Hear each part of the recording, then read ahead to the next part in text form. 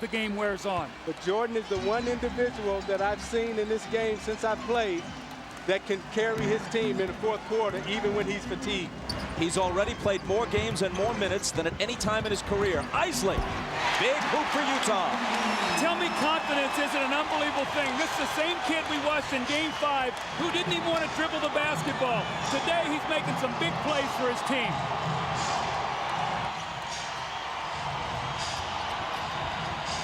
Jordan against Anderson. He's still Michael Jordan. Whatever he has lost, through fatigue, through age, through whatever, has only brought him somewhat back to the field. He still leads the field. Morris out of the corner. Rodman with board position on Antoine Carr. Chris Morris has had a lot of open looks at threes like that in this series. Usually he's pretty good with them. In this series, he hasn't been able to hit them.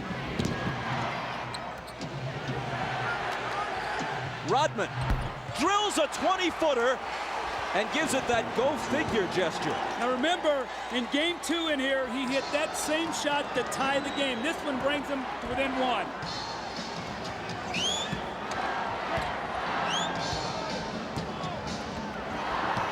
Isley returns it to Keefe on the screen roll, and he blows the dunk. He argues that he was fouled, but he should have finished it anyway. Now Keefe heads for the bench, and Malone comes back.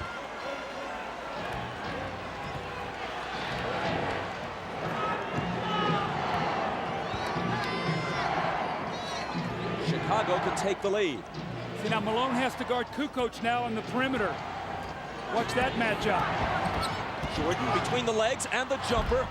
Off target, rebound Morris.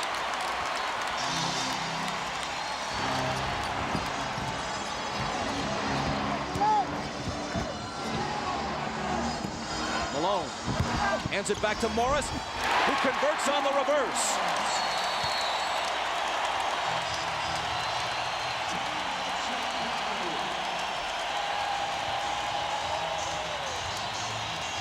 Timeout, Chicago.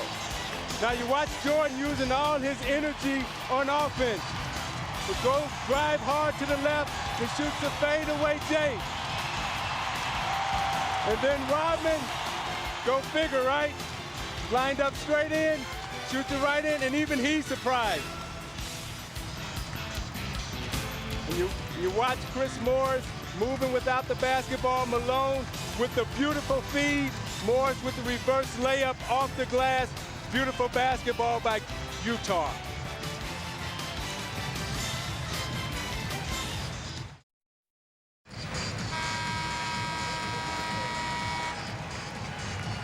Ahmad Rashad back at the Delta Center. Now the strategy on Scottie Pippen, they had him in the back, they were putting ice on his back and electrical stimulation for pain relief, and they were trying to bide their time up until the 10-minute mark to bring him back out and see if he could play the last 10 minutes of the game. As you can see, he's back, he's on the floor, we just have to see how it goes. Bob? Ahmad, thanks. Michael Jordan's first rest of the second half, and you'd have to guess it will be brief. Utah right now has got to force Phil Jackson's hand. They got to stop him, and they've got to get some scores to make him come back and not get his normal rest. Kukoc spins to the hoop and misses the bank. Bushler chases it down. They got a new shot clock. I didn't see that ball hit the rim. Kukoc out of the corner. That one's short. And Malone grabs the rebound. And he asked for a 20-second timeout because he was in danger of toppling out of bounds. I think what you're going to see right now with Chicago is Tony Kukoc is going to try to put the pressure defensively on Karl Malone. Isaiah, he's a first-team defensive player, but he's used to playing around the basket. Kukoc can beat him with his speed, and let's see if he tries to break him down out on the perimeter. And the dangerous player and the X factor for Chicago on the floor right now is Jud Buechler. Keep your eye on him because he'll come up with the hustle plays and the energy plays to keep Chicago involved. Stockton now is back into the game after that 20-second timeout, so he too has had back problems. He's back in now for the finish. until he has exploded in the last couple of games, all the talk about Karl Malone concerned is scoring, but he has always been a terrific all-round player. Tonight, more evidence. 25 points, yes, but 10 rebounds and 6 assists. And we still have 9:16 remaining.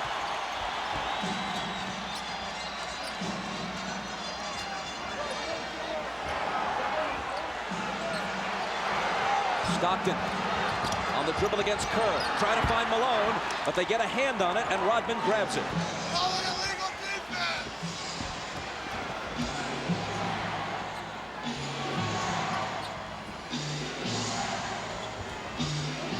Kukoc, a 3 would tie it. 4 seconds to shoot. Stockton knocked it away from Kerr. Malone tumbles. Should be a 24-second violation since no one had established clear possession of that loose ball, and that is what's called. How about Karl Malone going for this loose ball? Now, John Stockton normally will come up with this ball. You can see he can't bend over with that back, but Karl Malone with a great hustle play that gives his team that opportunity now for the loose ball on the 24-second shot clock violation. Micheal is at the scorer's table. He's coming back. The next time play stops. Remember now they like to go to Anderson in the post on Bushler.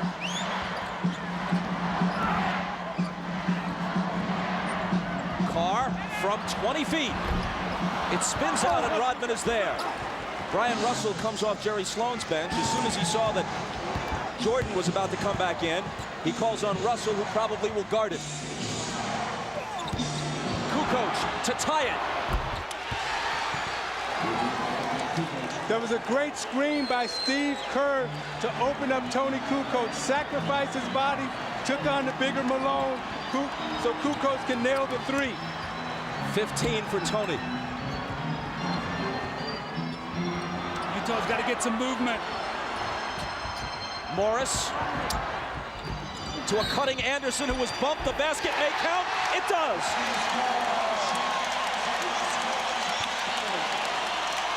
Bob, you can see now, Karl Malone has a tough time on the perimeter. He doesn't like to play out here, so he gets bumped and he just tries to run through the screen. Kukoc gets the bare 3 and knocks it down. And in the good movement here, you got to get a slash and a cut to get to the basket. Too much standing around for Utah. An opportunity now for the 3-point play, which they get. The foul on Kerr was his 3rd.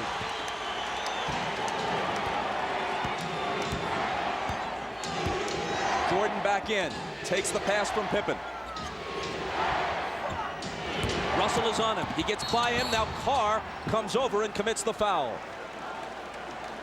You see, they're so conscious of Michael Jordan coming off the screen. He gave Russell the fake. Then he came baseline, and watch as he braces himself to absorb the contact. Knows that he's going to get fouled. He's going to go to the line. Watch Jordan at the end of this game, the last 7 minutes, Doug, attacking the basket, trying to get to the foul line. See, Micheal is too good at finishing, though. You can't give him that baseline drive because he's going to get a foul. Isaiah, you got to push him back to the middle where you can help. Jordan is now 7 of 10 at the line. Kerr out, Harper in.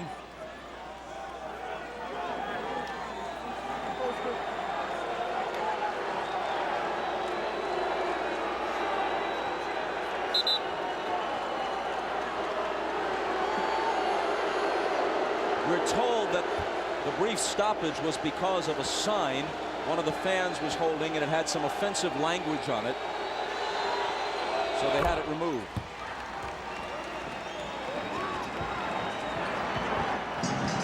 Dennis Rodman, we're told, was the only player to protest its removal.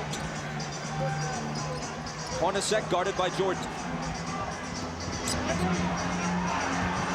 Malone over Dennis. Rebound Pippen. Hornacek slapping at it.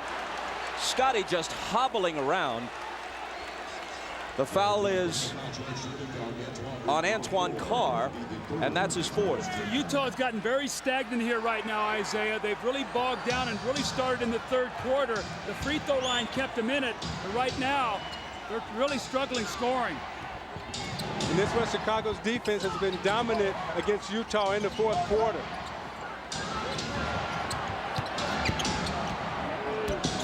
Jordan with the jumper. And with 37 points, as Utah falls behind now for the first time since midway through the second quarter. See, he's headed for 40. I would start double teaming Jordan every time he touched it. Brian Russell went down, and there's a foul on Kukoc. Look, you talk about wanting to bring Jordan to the middle, but his game is so complete. And when you bring him to the middle, he's able to come right to that right hand, square up, and shoot it right from the free throw line. It's Chicago by 1, and you're watching the NBA on NBC. Welcome back to the Delta Center. I'm Jim Gray. Jerry Sloan during this timeout told his team we can't keep playing this stagnant offense and walking the ball up the court. We need some cutters. He wants to push the ball, try and get some fast break opportunities off the rebounds. Wants them to set some picks and run off the picks, create some movement in the offense. Bob? Jim, thanks. A look at the numbers for Jordan and Malone.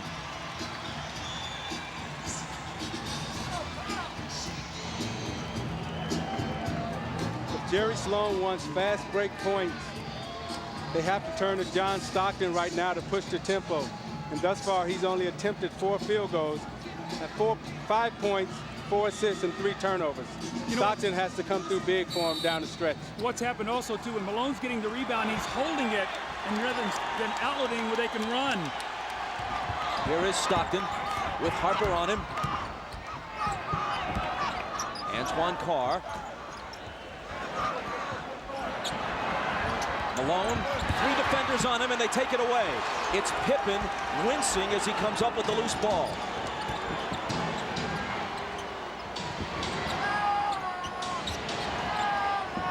Jordan over Hornacek. Short. A whistle underneath from Danny Crawford. Stay right here. Loose ball foul on Utah. See, Malone's catching the ball in the post. He's getting double and triple team right now. He's got to be a passer out of this post. You see Pippen there knock the ball away from him. But if there are 3 guys on him and you space the floor, somebody's got to be open. And Doug, what Chicago is saying right now, we're not going to let Karl Malone beat us. Someone else is going to have to step up and beat us tonight. Pippen, who can barely move, throws it in. In almost any other situation, he couldn't possibly be playing. Regular season, never.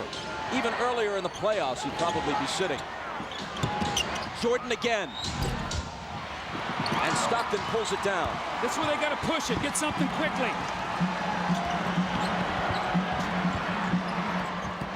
Underneath to Carl, and he was fouled. It was a nice feed by John Stockton, pushing it up the court, catching Malone early in the offense, right underneath the basket. Malone did a great job of sealing and drawing the foul. 4 on Rodman. Michael's upset with himself right now. He's missed 2 jump shots that would have given his team a 3-point lead. He's really upset about that because both of them were very makeable shots that Michael normally makes. And Russell has done a good job guarding Michael Jordan, forcing him to shoot jump shots and not really allowing him to get to the basket. Malone busting loose with the huge game on Friday night. He had 20 in the first half. He's at 26 now after the free throw. Jordan leads all scorers with 37. He's 13 of 30 from the floor.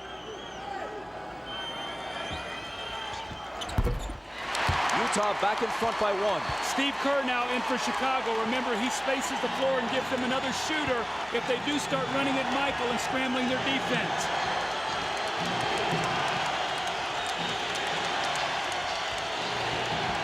Michael again. Russell takes it down.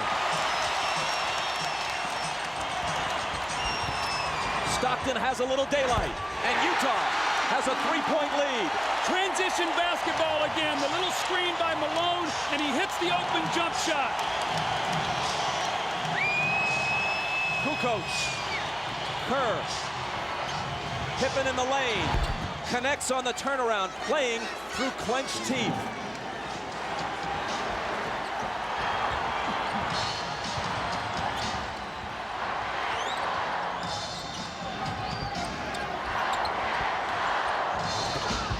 Malone. Rodman wins the rebound battle. That's a bad foul on Malone now because that's the 15th foul. Now, Rodman will shoot 2 free throws, but Stockton pushing the ball up the floor. You see the screen right there by Antoine Carr, and Scottie Pippen cannot help out. And then Scottie Pippen with a quick post up in the lane, and the gutty effort by Scottie Pippen here. You can see as he catches the ball, it's so difficult, but he's got those long arms and can still score over Hornacek. The foul on Malone a moment ago was only his second. Rodman to the line. Remember, he made 4 clutch free throws in game 4. This one is long. Over the year, he's a 55% free throw shooter. You see, Isaiah, he shot that ball. As he shot it, he sort of walked away from it. You got to stay with that shot. Yeah, he didn't even take a look at the basket. He has to get set, take a look at it, and knock it down.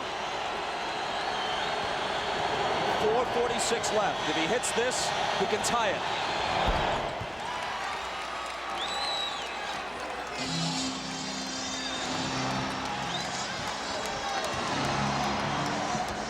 Stockton glancing at the clock as he comes across.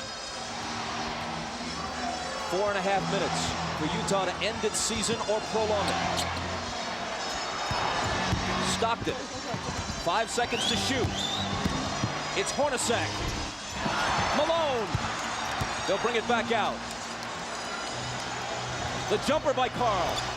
Utah back in front. Great patience. Offensive rebound, kick it out, and Hornacek got it right back to him. Malone has 29.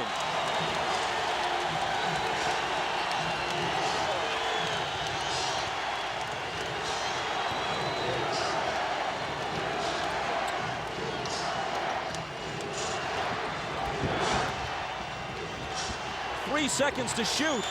Harper's not the guy they want to have do it, but he has to.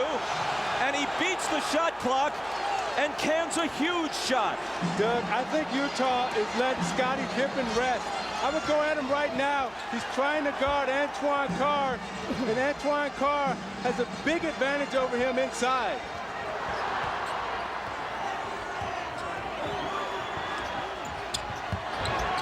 Russell. Driving against Rodman. Contact and a foul. Kukoc was also there, and they call it on Kukoc's third. Now you watch Harper as he takes this shot. Does he get it off in time? I don't know. That's a tough call. Well, you know what? Look. If they miss that call, it's a 5-point swing in missed calls on shot clock situations. They took a Howard Eisley 3 away wrongly in the first half. This one was even closer, but it appeared that Harper may have been just a fraction of a second behind the shot clock. Harper's basket counted. This one by Eisley, which should have counted, did not. See, I think this 3 was good in the last shot that Harper took. I think that was a shot clock violation. Russell steps to the line and knocks them both down.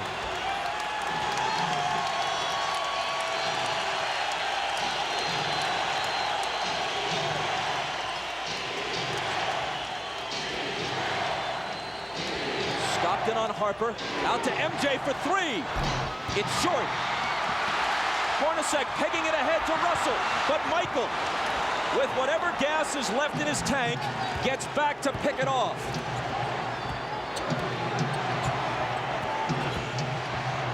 Rodman, offensive foul on Dennis.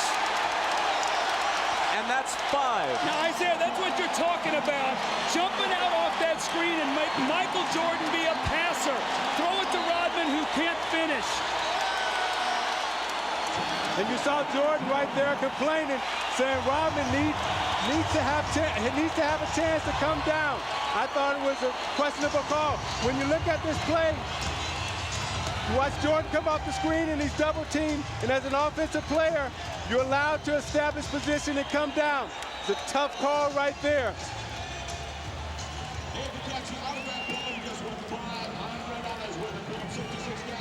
Oh no, says Micheal. The Jazz by a basket. Well, remember last year in Game 4, Stockton to Malone that won the game. The long pass over the fingertips of Michael Jordan. Stockton with a great pass. Michael just misses it, and Malone gets the layup really to seal the win. Well, moments ago, were we going to see the same thing here? A chance to go up 4. Hornacek throws the pass, and Michael Jordan, with every ounce of energy that he has, goes up and gets the skill. He misses the shot, the 3 that would have put him up 1. Had this gone through, it would have been a 4-point lead for the Jazz. Michael gets back and makes the great steal. Jordan has 37 points on 13 of 32. 2 of 7 in the 4th. He is 3 of 14 in his last 2 fourth quarters.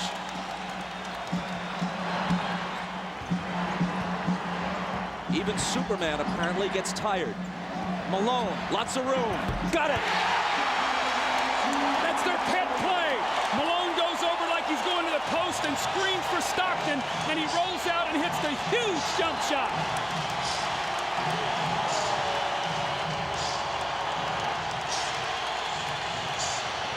Jordan spinning, double team, has to get rid of it. Gets it right back from Pippen.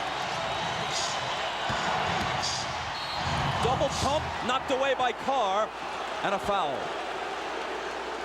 Isaiah, normally on this play, Malone goes to the post. This time he goes and screens so Stockton can get to the middle of the floor. A mix-up, they trap, no one rotates, and Malone buries the shot.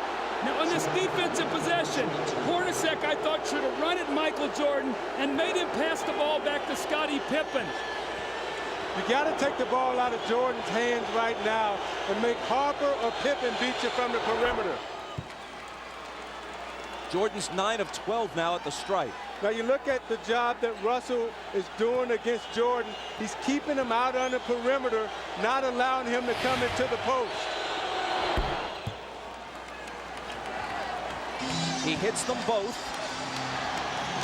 making it a 2-point game with exactly 2 minutes to play.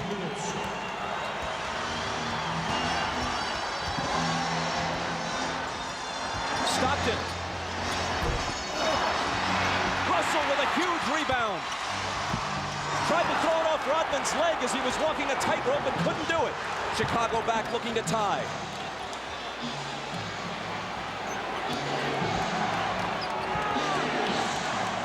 Michael, short, rebound Stockton. The jumpers come up short when fatigue is a factor. It's true of anyone, even the best of them.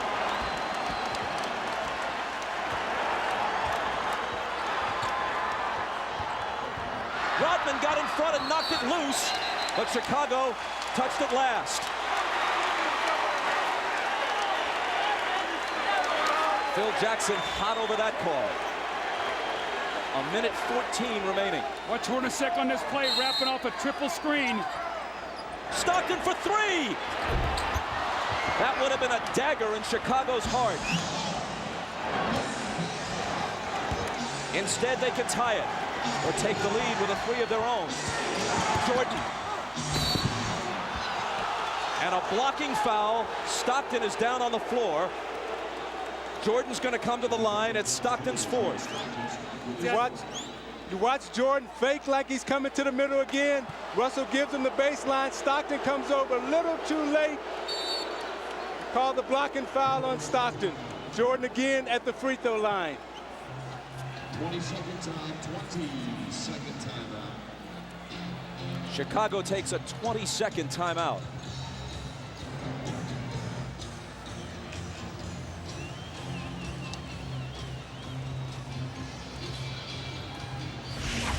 Now you watch Jordan in the 4th quarter trying to get to the basket against Anderson.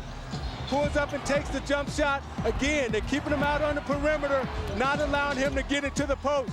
Coming to the foul line for his patented free throw line, Jay. But again, Russell keeping him out of the post. Pulls up, shoots it a little short. This is a big 20-second timeout for Chicago because it allows Jordan to get some rest before he goes to the free throw line to try to knock down 2. At the line, he's 10 of 13. From the floor, He's 13 of 33. Well, in this fourth quarter, Micheal is only 2 of 8 from the fourth quarter, but what he's done is he's been able to get to the free throw line. He's 6 of 6, so he's shooting his 7th and 8th free throws of the quarter. They've got to find a way to be able to guard him without fouling him here.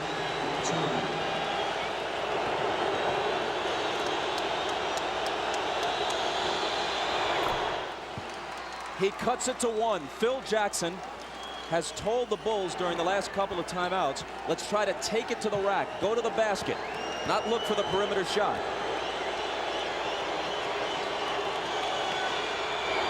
Jordan ties it. Maybe the 20-second timeout was, as much as anything, just to give him a breather to gather himself for the crucial free throws. 50 seconds. Malone. Cross-court Stockton, a 3, it's there!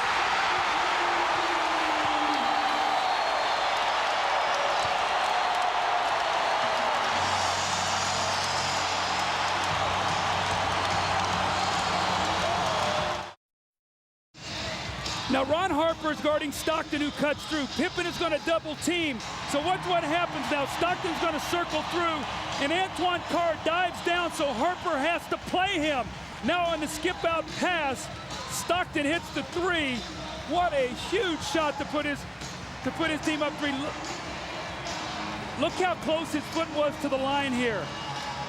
A 3 by inches.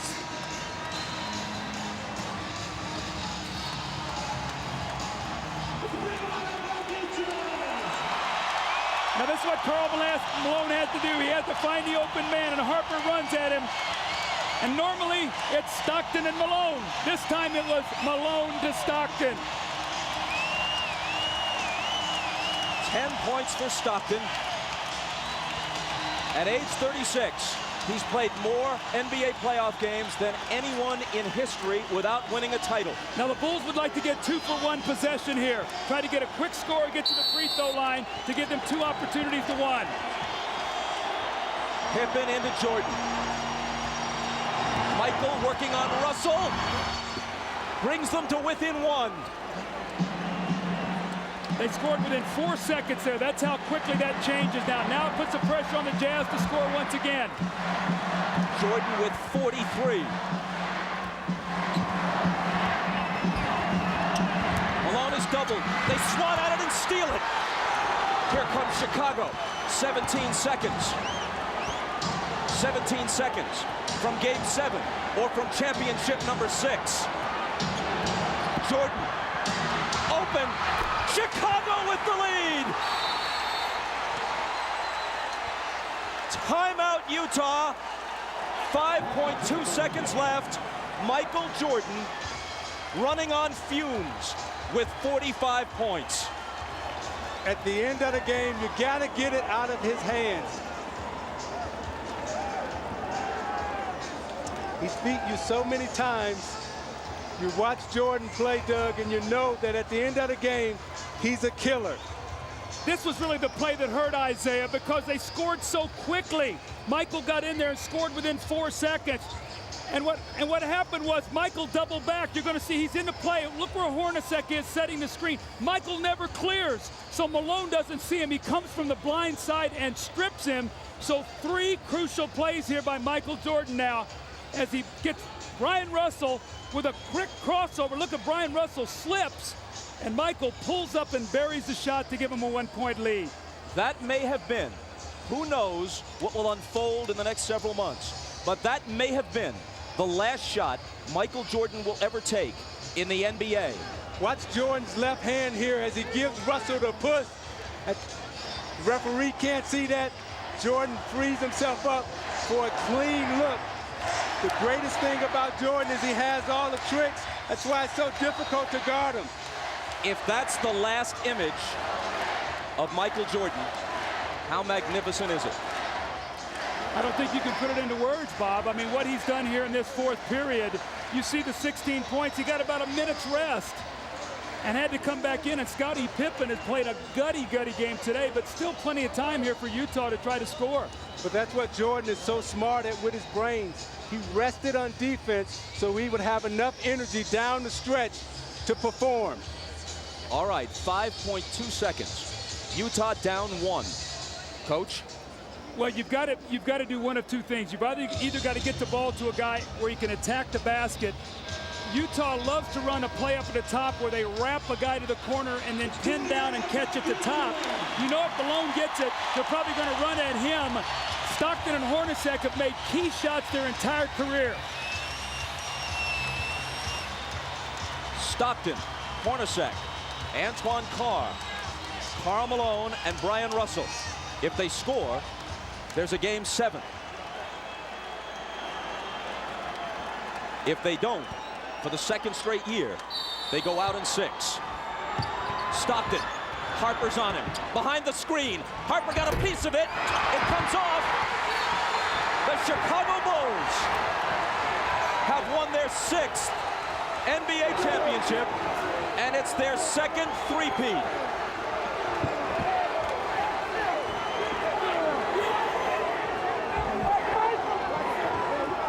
When you lose by this narrow a margin, speaking of the Utah Jazz, there are so many things to look back on. But the Howard Isley 3 that was taken away in the first half will eat at them all summer long.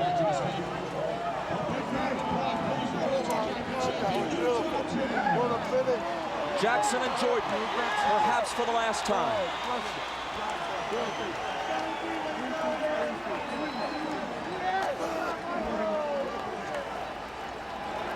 Chicago 87, Utah 86. Jerry Sloan showing class, trying to shake hands with each and every member of the Chicago Bulls, who won 2 out of 3 here and 2 out of 3 in Chicago. Thanks, boy. David, thanks, boy. Thanks.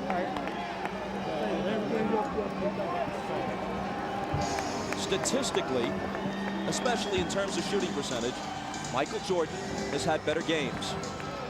But when you consider at age 35, the games he's played this year, the grinding minutes he's played, and Scottie Pippen being all but incapacitated tonight, and the fact that they're on the road, and the fact that the odds would shift to Utah's favor for a game 7, yes, MJ rose again.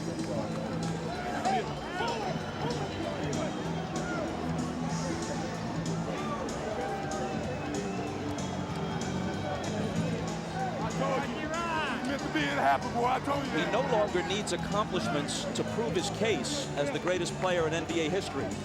He just adds to it. And if this is the final chapter, what a way to close the book.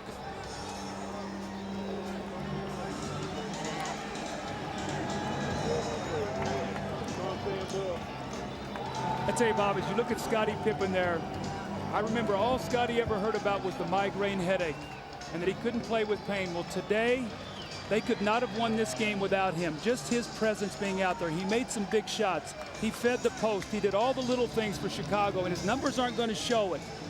But Michael, once again, with the heroics, the unbelievable plays. But his sidekick, Scottie Pippen, was there for him when he needed him. And I'm watching Michael Jordan hug his mother right there. Such a great player, such a great person. Everything that this game is about, the goodness of it, he represents, and what he's done for the game of basketball and for this Chicago Bulls organization. All of us as former athletes are very thankful to 23 in red.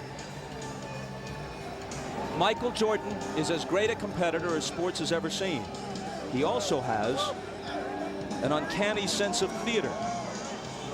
And as he makes his decision, he'll think about the fact that he could not ask for a better punctuation than this. He accepts a victory cigar from Jerry Reinsdorf to not only hit the winning basket, but have it be the last shot he takes this season, maybe the last he'll ever take in a Chicago Bulls uniform, to win the game and the championship by a point. You know, Bob, it's interesting about Michael Jordan. He's a guy who has nothing to prove, but lives his life every day as if he has everything to prove. That's something about his greatness. He's an unbelievable athlete. One more look at a shot you'll be seeing hundreds of times if you're a basketball fan. You'll see it dozens of times on the highlight shows tonight. Stockton gets rid of it. It's short. Harper had a hand in his face and maybe even got a small piece of the ball. I thought Stockton had a great look right there. It was a well-executed play. Stockton and Malone, and that's who you want taking your last shot, because he's made so many big shots for Utah. You know, my heart goes out to Stockton and Malone, because those two, more than any other two athletes in this era, really deserve a shot at wearing a championship ring. A shot can hardly come much closer than that without going in. For the celebration, here's Dan Roberts, the PA man. And now, please direct your attention to center court for the presentation of the 1998 NBA Finals MVP and the Larry O'Brien Championship Trophy. It is now time to make the 1998 Championship Trophy presentation. Joining me up here are the chairman, Jerry Reinsdorf, Vice President Jerry Krause, head coach Phil Jackson, and to make that presentation, here's the commissioner of the NBA, Mr. David Stern. The two best teams in the NBA this season were the Utah Jazz and the Chicago Bulls. These two teams in these finals, wonderfully matched and motivated, treated the world of basketball to NBA basketball at its heart-stopping best. To both teams, thank you. But to the Chicago Bulls, the 1998 NBA champion, and a team for the ages, congratulations to this team, to this organization, to its fans, and to these great players.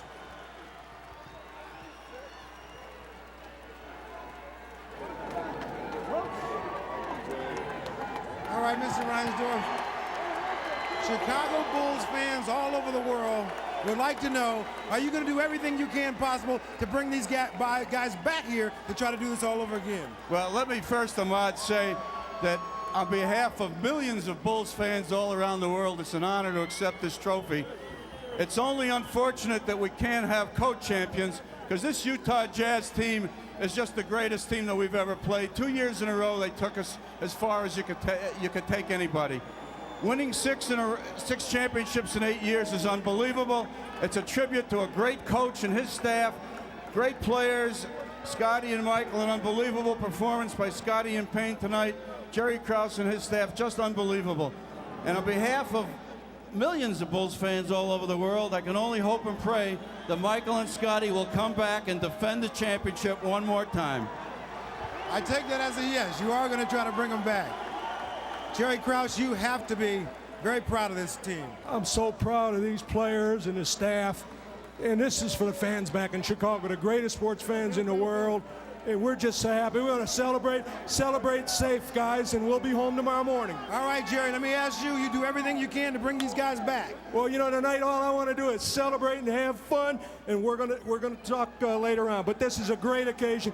And what Jerry said about the Utah club, Jerry Sloan and Scottie Layden are special people, and this is just a great organization, and it's somebody that you're proud of that you can be with. All right, Jerry, let's talk to Phil Jackson. Yes, I'm on. Yes, once again, another journey to the top of the mountain. How is this one different from the other five? Well, Ahmad, we had to fight our way through this one. This is a real struggle for us this year against overwhelming odds. Maybe not as talented as the last 2 years, but they had a great heart. Hearts of a champion, as Michael has said. They won it. All right, you will celebrate tonight. Are you going to come back? Gee, that's a great question, Ahmad. I'll dodge that one right now. Thanks. All right, Phil.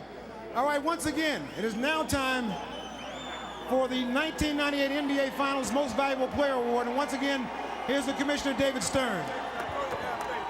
Big surprise. 6 championships, 6 MVPs. Michael Jordan, get over here. You grace us with your presence. You've contributed mightily to our league. And tonight you gave one of the singular performances in the history of the NBA Finals. Thank you and congratulations, 1998 NBA Finals MVP, Michael Jordan.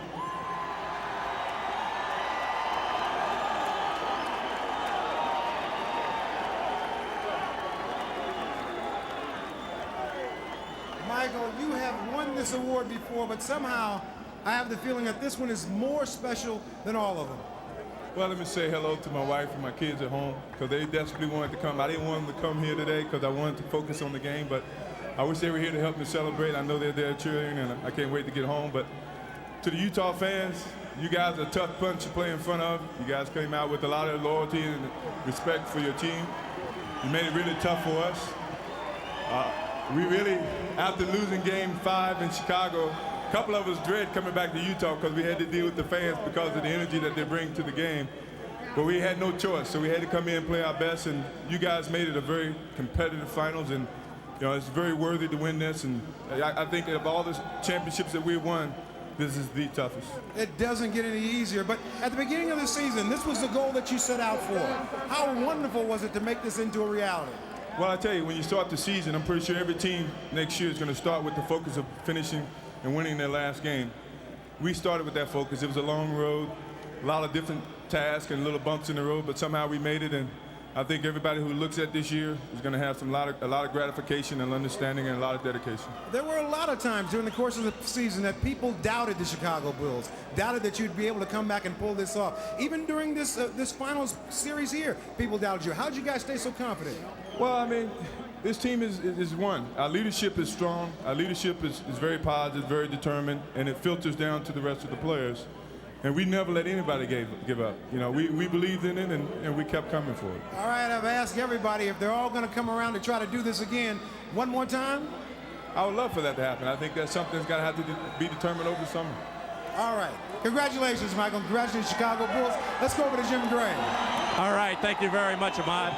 Tonight, one of the truly gutty performances in the finals by Scottie Pippen. Scottie, how badly were you hurt during this game? I was hurting pretty bad, to start the game off. I was able to get a dunk when I came down. The pain just sort of built from that point, and every time I tried to run, I was getting spasms. But I knew I wanted to come back and try to give a better performance in the second half, so I just tried to take advantage of that little bit of time before the half and, see what I can do. And I came out the second half, and Chip wanted to give me a little treatment, and I took the treatment, and I told him from there I was going to just try to gut it out. I felt like that my presence out on the floor would mean more than just sitting in the locker room.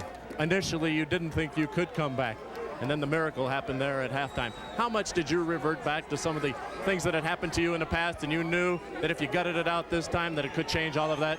Well, I knew I was going to come back the second half. I have to correct you on that. I knew, but I just didn't know how much I was going to be able to give. I knew I wanted to just hope that the team could stay in the game, keep it close, and if I could come back out, let my presence be known out on the court. Now, Scottie, you were in tears after the game. Was this your most difficult championship, and why the tears this time? Is it maybe because you feel it's ending? Well, I think they all have brought tears to my eyes, but this one's so difficult because, I felt like to some degree without me being out on the court that I was kind of letting the team down, and they understood, but, I wanted to be there. I wanted to be a present. I wanted to play a major role in the game, but the other guys came off the bench, held us in there the first half, especially Micheal. He had a heck of a game, and, everything else is history. Now, you hold the key here to these teams returning. Micheal said if you come back, he'll come back, and Phil and so forth. What are your thoughts? Will you come back? Would you take a one-year deal? What will go through your thought process in making this determination? Well, Jim, right now I just have to, let everything soak in. There's a lot of opportunities out there for me, and, I have to look more down the road at my future, but, I don't know. After all this soaks in and get back and get my back on track, you never know. Is there a twinge of sadness with you, a little melancholy feeling right now that it may be ending? Excuse me? Are you feeling a little sad right now that this could be coming to a close? No, not really. We're going to enjoy this, and, as long as we can. As a player right now, I don't feel like it's over. We got a lot of celebration to do, and I'm not really looking forward to next season right now. Final thought, the Utah Jazz and Karl Malone, a spectacular effort. What would your thoughts be toward them? It was great. Karl and John, they're some gutty performers. Whether it's Hornacek, Russell, who's grown and matured and, had a fabulous series. We take our hats off to this team. The fans here have really came out and made us work hard. It was a great series. It was a even better series than last series, even though, both series ended at 6 games. This topped it all. Scottie, congratulations. A truly gutsy performance. Thank you. All right, let's go back now to Bob Costas. Thanks, Jim. To back up the accolades offered to Karl Malone by Scottie Pippen, Malone had 31 points, 11 rebounds, and 7 assists in 43 minutes tonight.